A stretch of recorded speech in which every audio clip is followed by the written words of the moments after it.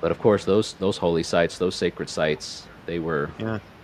either the trees were torn down or the Yeah. monuments, like the Irminsul, like the site of the Irminsul, like those trees were Oh yeah. uh, cut down or they were burned, and then what was replaced were churches. Mm.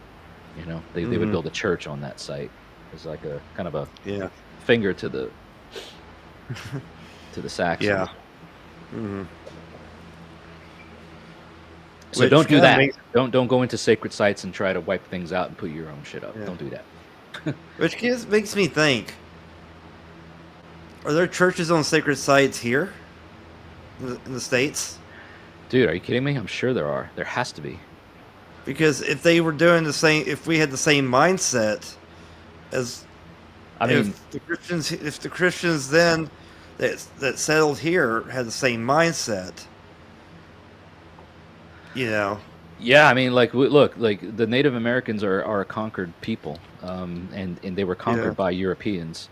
yeah, Of and course, they convert were them, already they were fighting themselves. Like that's not a secret. It's tribes yeah, always there was always inner fighting, even with the Germanic people. It's one of the oh reasons yeah, why a confederation didn't um, work.